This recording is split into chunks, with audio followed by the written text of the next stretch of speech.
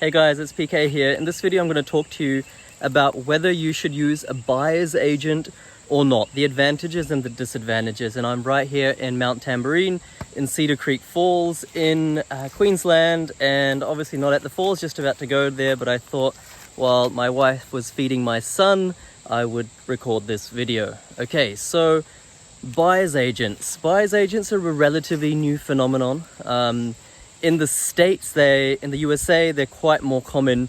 They've been there quite prevalent in the real estate industry for about 20 years or more. And the average buyer's agent in the USA charges or costs around $2,000 to $4,000. I know that's way less than what they charge here, which is between $10,000 and $20,000. Now in Australia, it's more of a new phenomenon. Like when I started investing, buyer's agents weren't really a big thing.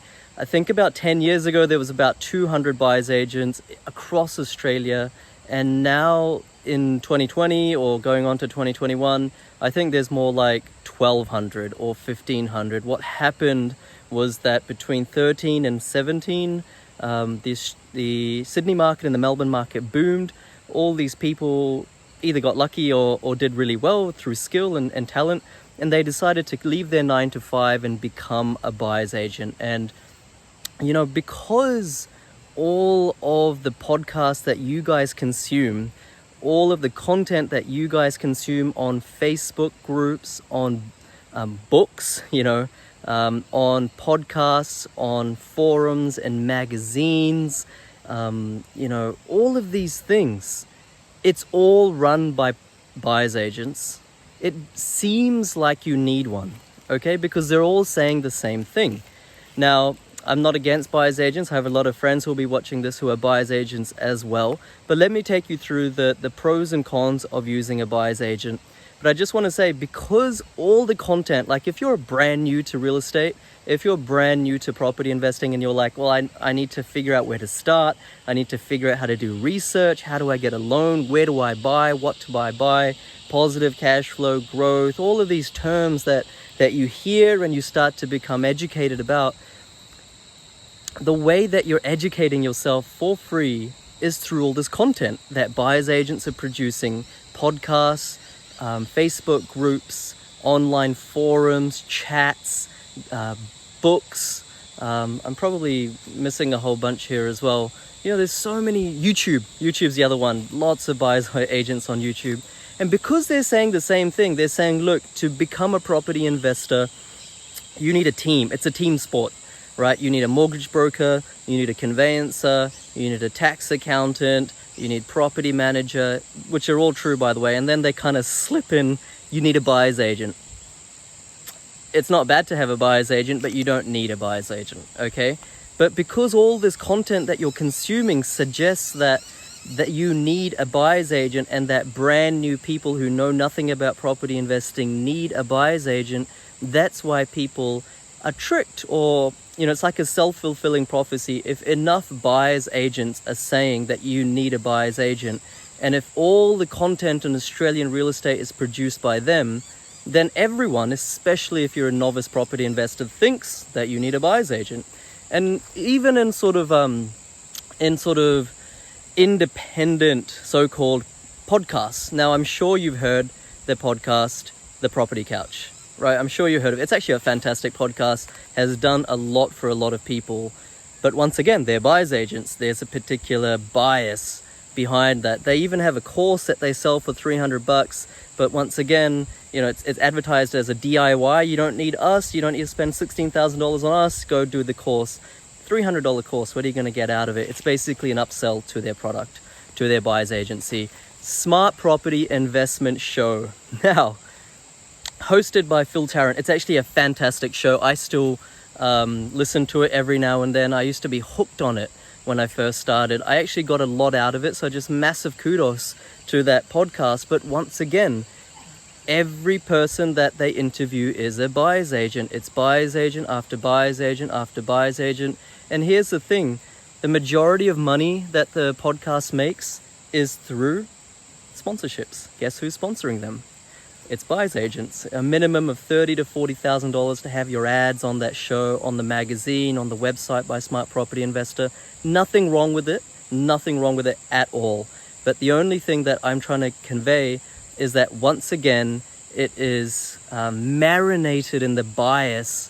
That show, its content is marinated in the bias that you need a buyer's agent. Okay, I could go on, and there's actually two biggest advantages that I see of using a buyer's agent. And I'm not a buyer's agent, but here's two advantages of using a buyer's agent. Number one, if you're sort of a very, very busy business owner or a busy executive, a general manager, a group executive, a CEO, and you have not even 2 hours a week for about 2 months to spare to learn property investing, to learn strategy, to learn data, and execute that.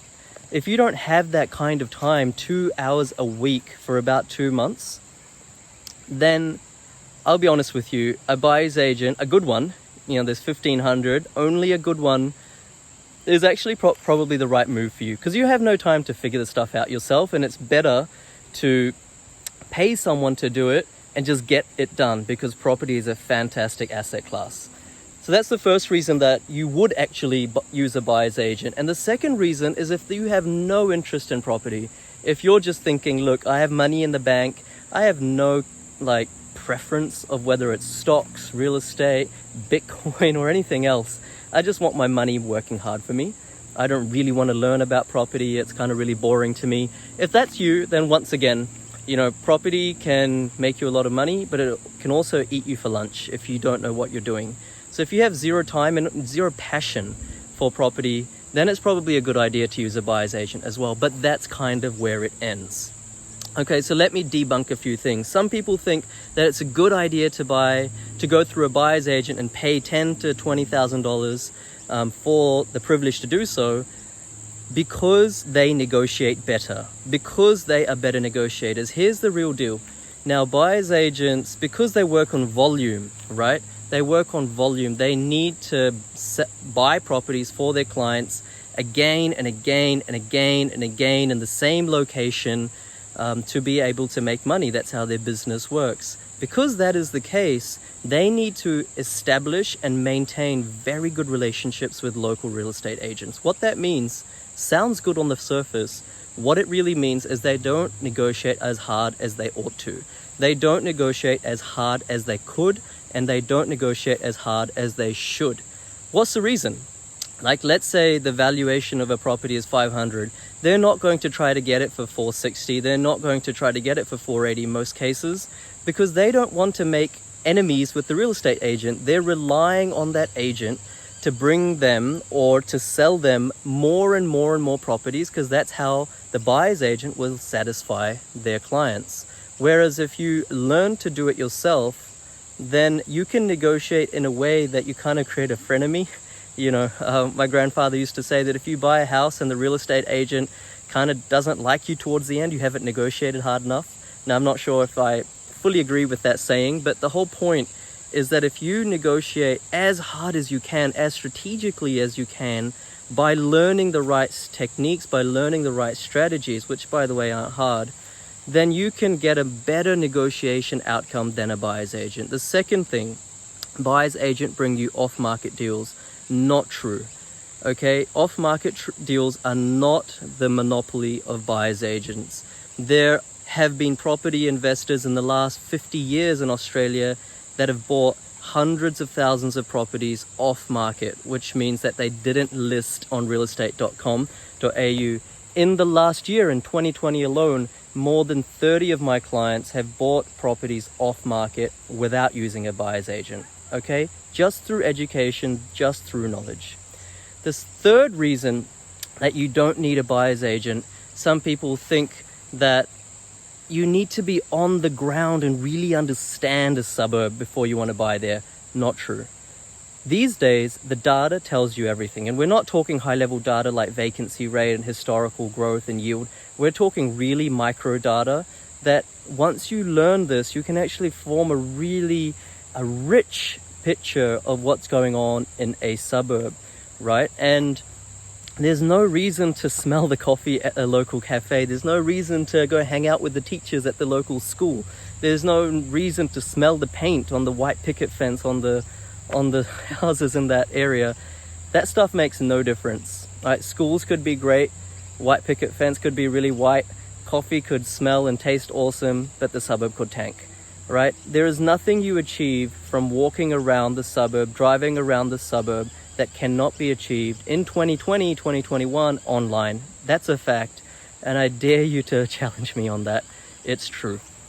Okay, so you don't need to be on the ground. That's one of the sales or marketing tactics of buyer's agents. Oh, look, you're in Sydney, you want to buy in Adelaide, or you want to buy in Brisbane. I'm here on the ground. I know everything. Doesn't matter. It doesn't work that way. You can learn all that stuff, right? And that's the other thing. The fourth thing why you don't need a buyer's agent. People think that, oh, look, well, property and real estate is not my specialization. I'm an IT, or I'm an engineer, or I'm a carpenter, or I'm something else. I can't learn property. The reality is that to become a buyer's agent, you need a 4-day, pretty high-level real estate course. I think it's 4 days or something like that. So this stuff isn't hard, right? And by doing that license, it doesn't make you a good or bad property investor or a good or bad buyer's agent, right? What you can achieve by yourself without a buyer's agent is exactly the same, if not more, than through a buyer's agent if you educate yourself. It's not rocket science. It's not like going to Harvard or MIT and doing a rocket science degree. It's just processes, it's just data, it's just a methodology, it's just a system, a sequence of processes, steps that you need to follow. And once you understand them, then you can get the same results. Now, of course, by going to all the free content online, you can start to develop a sense of what all this stuff is, but you won't have it locked down, especially not the data side, where to buy and what to buy. That is really where the more science comes in. And I'll tell you, 80% of buyer's agents don't even do that. They just follow the population growth. They just follow where the good schools are, the good shopping centers are, where the parks are. Anyone can do that. But that doesn't even constitute advanced property investing. So that's number 4. Number 5, time. Right? People think that, okay, well, I'm interested in learning, but I don't have that kind of time. Once again, like I said at the start, all it takes is about 2 hours a week for about 2 months. Okay, that's all it takes. All it takes. If you know someone who's a successful property investor and can teach it to you for free, do that. It's free. Okay, but that's what I do for my students. It takes about 2 hours a week for about 2 months, and you can become your own buyer's agent. In fact, you could sell your services much better than most buyer's agents out there, but that's not what I'm there to do. I'm mostly there to help you become self-sufficient, because the 6th disadvantage of going with a buyer's agent is that, sure, you may be lacking confidence. Sure, you may have never invested in property before, but if you go down the buyer's agent's route, then you're paying $10,000 to $15,000 to $20,000 every single time. And of course, if you only want to buy one property, then maybe that's an okay idea. But if you have aspirations to actually develop a passive income in 10 years' time or something like that, and buy 3, 4, 5, 6 properties, then it's really up to you. Do you want to pay $75,000 or $60,000 in buyer's agent's fees as you accumulate that portfolio? That's like another 1.5 deposits right there. Okay, so a lot of people think, let me go to a buyer's agent first and then I'll learn this stuff for myself. But if you're going to learn it for yourself anyway, because you don't want to pay that BA fee every single time, then why not learn at the start? Because by learning through a mentor that can hold your hand and rely on data, so it's not opinion, you can get the same level of confidence that the buyer's agent has in his or her service for yourself. Okay, so I think that's like number 6. I don't know if I've covered everything, but it was things like off-market opportunities. You can do that yourself. Negotiation, you can do that yourself. Actually, I don't think I talked about off-market. You can get off-market deals yourself every day of the week. Negotiation, you can do that just as well, if not, I would argue, better than a buyer's agent, because you can go hard once you learn. You don't need to be on the ground. The data tells you everything. You can use data and apply a system to take the 15,000 suburbs and boil them down to your top 2 or 3. It takes about 3 to 4 hours. You can be fully confident in that, done it hundreds of times. Time doesn't take very long, 2 hours a week for about 2 months. And you know, this whole confidence thing, a lot of people just go to a buyer's agent because they're not confident. It's just like anything. If you learn to do something, you can gain confidence in that for yourself. I know it seems hard. It's a bit like going in for that first job. You know, you go to the interview, you're not confident. You don't know if you'll be able to do the job. You're kind of putting on an act for the interviewer. You're hoping that you get the job and you're hoping that you'll be good at it. But once you've been in that job for like a couple of weeks, then you're like, of course I can do this. You know, I can do this pretty easy now. So it's just like that. It's a fear of the unknown. Once you just try to understand real estate investing, it is actually not that difficult. You can understand, you know, 40% of the basics through free content online, YouTube, podcasts, and things like that.